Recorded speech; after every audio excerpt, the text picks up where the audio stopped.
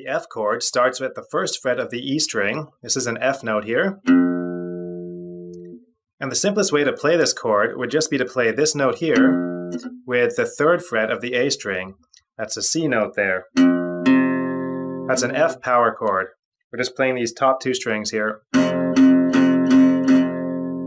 F and C. It's also known as the fifth here. The C is the fifth relative to F, so F5 power chord.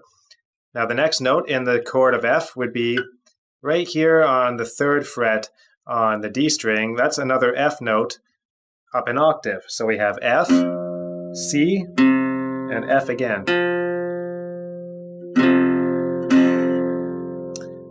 Now, what we're going to do next is we're going to add the major third to that. And the major third makes this sound like F major. And that's at the second fret on the G here. And this is an A note. So there's only three notes in an F chord: F, C, and A. So I'm holding first fret of the E string, third fret on A with that ring finger, third fret on D with the pinky, and the middle finger comes and hits that second fret of the G.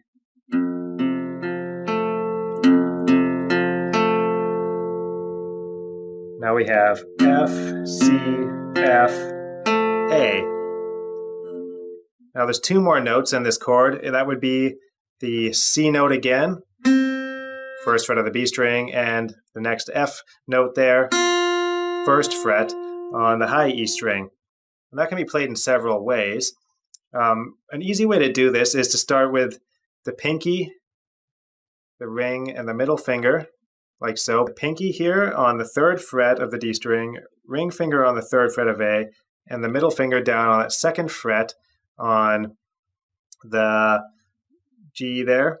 And the index finger comes along and flattens against the whole 6 strings.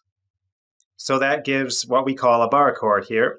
Now, it's sometimes actually easier if the index finger is going slightly above the fretboard instead of like starting right here. You want to bring it up a bit, and we're really just going to be holding down this first fret of the E string and the first frets on the B and E with this index.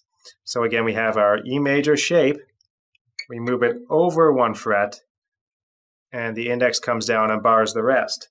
If you're doing it right, we should hear each note in the chord: F, C, F, A, C, F.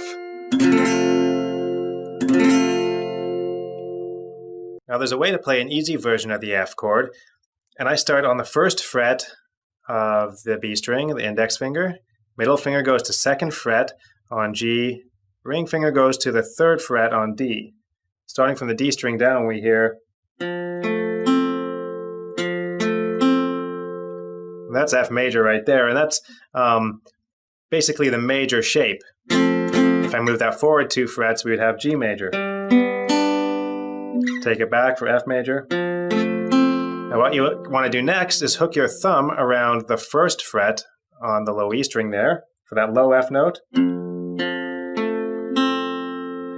And this ring finger here is touching the A string to the point where if I pick it, it kind of sounds muted like that, so I can just strum through. And you won't hear the A string. You have to be careful because you don't really want to hear this high E string. You just want to hear, and your index finger can also muffle that high E string. So it's double muffled. We're muffling the A string and the high E string. Now I can strum freely. Move it forward for a G, an A, G, F. Now the next thing you could do is you could flatten your index finger against both of these strings here. Middle finger goes down to the second fret of G. Pinky is on the third fret of D, and ring finger on the third fret of A. That shape there, and then bring the thumb around. That's a full thumbed chord there with every note of the chord here, so it sounds like this.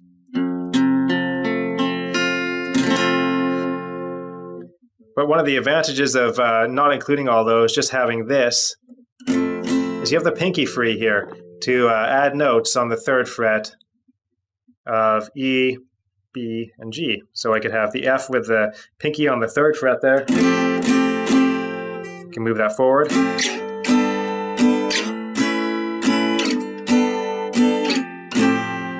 Got a nice sound. You can play with the other notes.